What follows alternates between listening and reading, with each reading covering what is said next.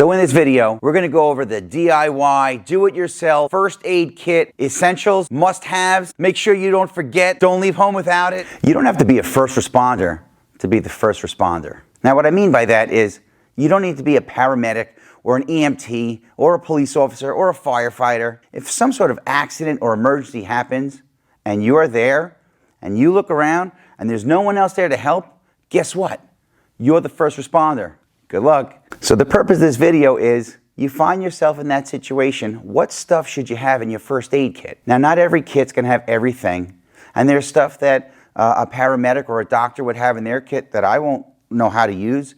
Maybe I have some stuff in my kit that you don't know how to use yet, but I'm sure there's some stuff that we could all agree we know how to use. Things like tweezers and thermometers and Band-Aids and Neosporin and peroxide and cotton balls and things like that. Everybody knows how to use an ice pack or a frozen bag of peas or a steak for the black eye. So the things we're going to start out with when we put together our first aid kit is going to be the basic stuff that you probably have in and around your house.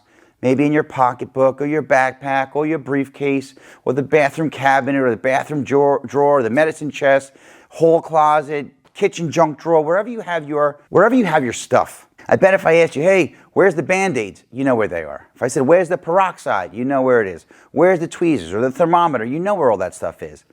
Hopefully it's all together in one place. In most houses it's not. So if it's not, if you don't have it organized, don't feel bad. But let's make it a project. Let's get it together. Let's get it organized. Let's get a plan going. Plan your work, then work your plan. What's up, warriors? This is Kyoshi Dave Herman with 5 Elements Tactical Training, here to share with you some warrior skills and drills that anyone can learn and everyone should know. If you're new to the channel, welcome and thanks for stopping by. If you're already following us on social media and that's how you found your way over to this channel, go ahead and hit the subscribe button and the bell notification button, and YouTube will let you know when the next video drops so you can get all sorts of cool content from here as well. Not all first aid kits are created equal. Not every kit's going to have everything. There are going to be items that I have in my kit that maybe you don't know how to use. There's definitely stuff in a doctor or a paramedic's bag that they have that I wouldn't know how to use. I'm not a doctor, I'm not a paramedic. More times than not, your kit is going to be designed for your level of ability because you want to know how to use the stuff that you have. And you should really have stuff that you know how to use. The idea is to be familiar with the stuff that you have. There are plenty of classes out there, either through your a local hospital, doctor's office, fire department, your town, your city, your village, whatever. Just look into it because a lot of times there are classes, whether it's through Red Cross or whatever, that they're going to teach you about first aid and CPR and some of the stuff that a first responder has to know. At the very least, it would be the stuff that you could use for yourself, for your family, for your home. God forbid you're in a car accident or something and there's no one else around. It's good to have some knowledge on what do I do if nobody's coming? There is no help, or help's not going to get here in time. What do I do? So the first thing you need is some stuff, like the supplies, a kit, some knowledge, some training, and then what you really need is the plan. Remember that the stuff is cool. Like, you don't need high-speed, crazy expensive, first aid stuff, and especially if you don't know how to use it. There are all different types of first aid kits. You could have something as small as a little thing that you put in your pocket that's got some Band-Aids and Neosporin and some stuff to wash your hands and some gloves in case it's somebody else's blood and you don't want to touch it. Maybe a bigger kit that you keep in your car. If you bought a new car, it probably came with a first aid kit. Have you ever taken a look in there and see what's in there? See what you know how to use? See what you could add to it? Like they already have a kit in a nice little, box or pack or zipper thing or whatever. Open it up, see what's in there. You probably have stuff around your house to upgrade that kit. And you just leave it in the car. Wherever the car had it, that's its spot. God put it there for a reason. So the kit that you have at home probably have more stuff in it. The kit that you carry on your person or in your backpack or in your pocketbook or whatever, it's going to have a lot less stuff. But it's going to be the stuff that you use most often or most frequently or the most commonly needed items. Once you start to learn how to plan and keep organized the items that you need in a first aid kit, it becomes a lot easier to make different kits for different purposes. And most kits are going to have a lot of the same items. So this video is about how do you build a first aid kit? Where do you start? What are the must-haves? What are the absolutely essential things? And then depending on your ability, your skill set, what other things should you probably have in there? All right, just to give you an idea of the spectrum of types of first aid kits that you might have or that you should have or could have, and that you keep them in different places for different things. So I have a first aid kit in my range bag for when I'm going to be going to the range for firearms, either to be teaching or training. I have a first aid kit in there for like basic boo-boo stuff, and then for trauma stuff. I have one for my patrol bag at work for my police job that, again, I have a small boo-boo kit, and then I have like a, oh my God, I'm bleeding a lot, trauma kit. This you could find for $2 about in any like CVS or a pharmacy store, or probably Target too, definitely online. But man, it's just got some Band-Aids and you know, stuff to wash your hands, or clean the wound, and put a Band-Aid on there. I'm big on taking those and just beefing them up with other stuff that I have in my like resupply kit. This goes, I have one in my bedroom, or I keep it either in my bedroom or the bathroom next to my bedroom, where we just know, hey, again, same thing, it's bigger than that. It's got some Band-Aids and boo-boo stuff, some headache meds and stuff like that. This I keep in my patrol bag at my police job. It's that with way more stuff in it. Some of the same items that you would find in here, but basically boo-boo kit stuff, like got a cut or a scrape, headache. It's got gloves, personal protection equipment. It's got some Neosporin, a safety pin, it's a video all by itself probably. But this is combined with this. So this is my boo-boo kit, and this is my trauma kit. I always have a tourniquet in my pocket for, God forbid, and this is, you know, always like close by. And it's got some quick clot and another tourniquet. So simple stuff that I use all the time, and like, oh my God. This kit goes in my go bag, which is basically these two things, but just more in depth. It's got more over-the-counter medicine. It's a 511 bag that opens up into two things. This is, again, another video. If you want to see that, let me know in the comments below. But it's 511, 6x6 med kit, and it opens up into two parts. One side is my like boo-boo kit and over-the-counter medicine type stuff. This is my trauma kit, again, for like, oh my God, bleeding a lot, you know, or somebody else is, and, you know, got to put it back together. This is the first aid kit that sits in the dojo. So I own a martial arts school, and we do a lot of full contact stuff, and even in the not full contact stuff, people get banged up or cut or scraped all the time. Nothing major, but again, stuff for like ice packs, which we have in the freezer too, but in case you know, we're out, there's some of the pop and shake, put it on right away, some ace bandages, some gauze, some peroxide, you know, stuff, Neosporin, stuff for cuts and scrapes and bumps and bruises and things like that. Tons of athletic tape. We always have a lot of athletic tape for anybody that does jiu-jitsu knows your fingers and toes are always getting jacked up, and you tape them up and keep training, right? Okay. And then this is the first aid kit that I keep in my house. This is not a standalone thing. This is the main thing that if we had to go and, you know, like grab the go bags and go, this comes with. It's not a standalone kit. It has pretty much everything I need, but I do have a lot more stuff at home as well. I have more than one of these bins that I use to restock all of these kits, especially this one. It's got a few items that are not in there, like included some canine first aid stuff. I have a German Shepherd. There's some stuff in there for him.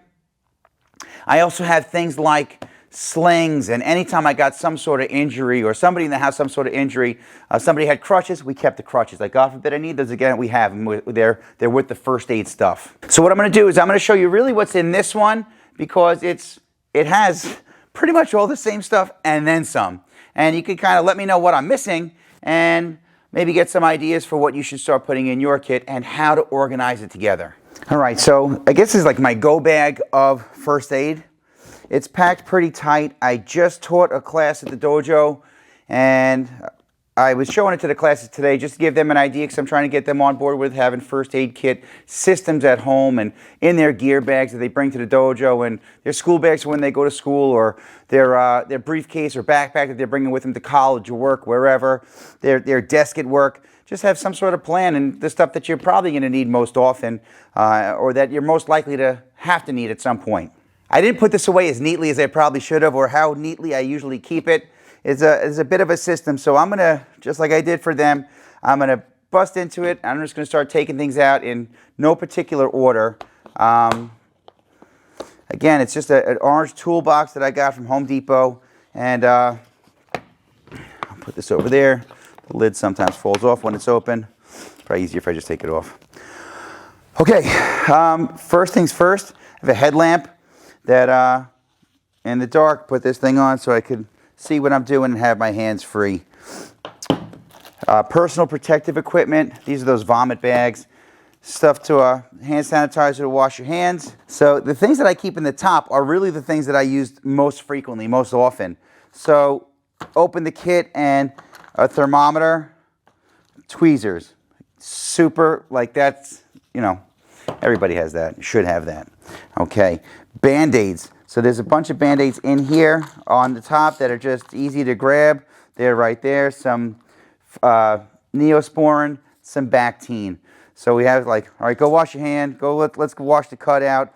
Let's spray it, get it clean. Put some Neosporin and a Band-Aid on. Simple.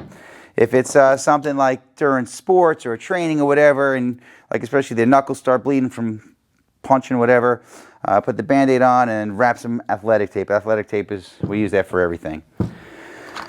Crazy glue. You know what crazy glue is for, right?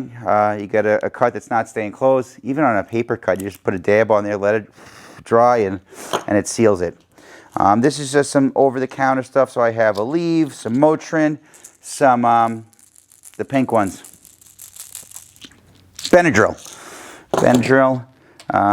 Excedrin for headaches, Imodium for the runs. This is some anti-itch cream, the hydrocortisone cream. This is a CPR mask. I have a bag valve mask also to put that on somebody's face, and then the bag does the breathing for you. But in a pinch, you use this thing if somebody you don't want to exchange germs with. Tums, a lighter, some duct tape for a million uses. You could use it to seal a wound.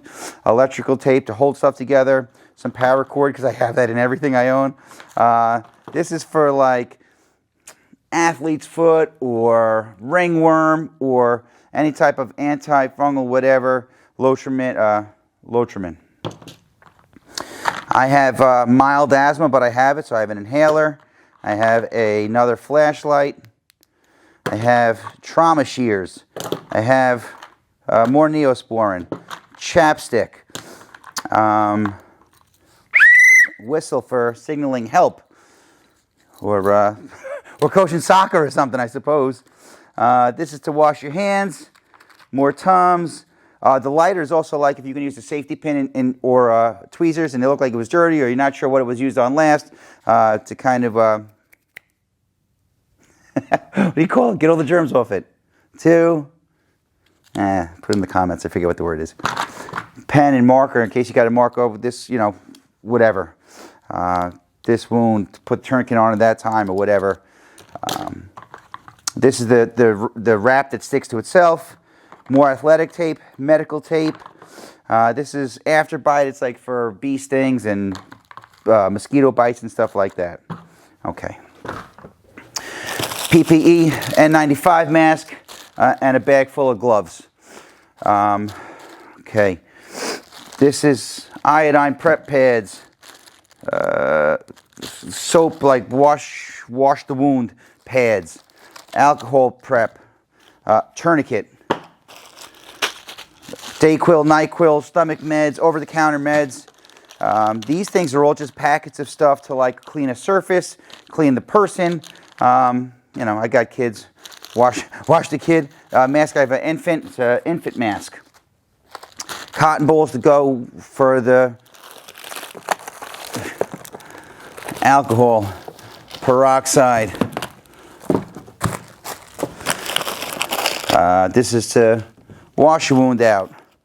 More hand sanitizer, Vaseline, Quick Clot.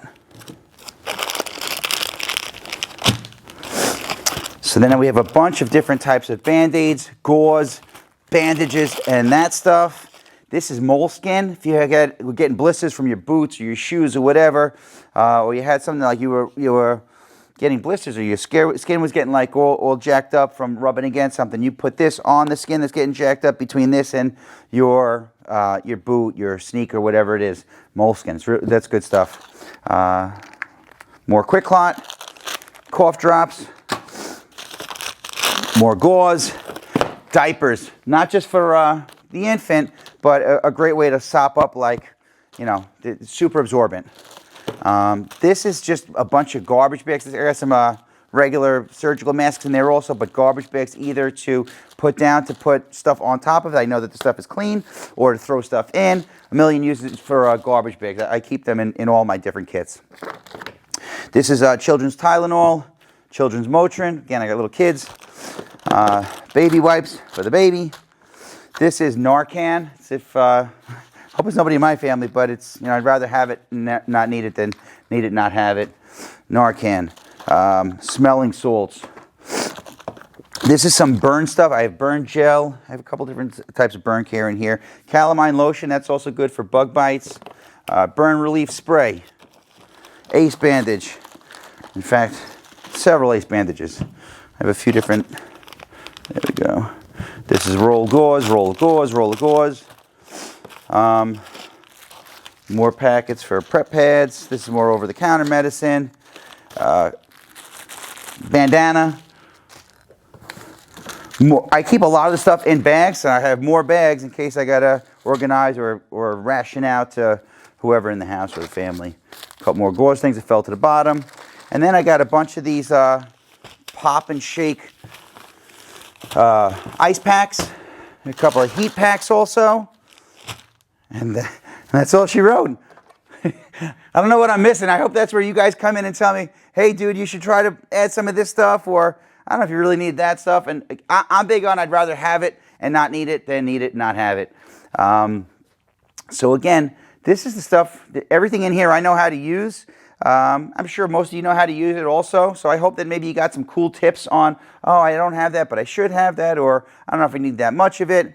One thing I would definitely say is these little travel size jars, I have so many of these, and none of it's prescription. So in a lot of states, it's illegal to keep, I'm a cop, so I got to tell you this. It's illegal to have prescription medicine outside of its original prescribed container with your name and information on it.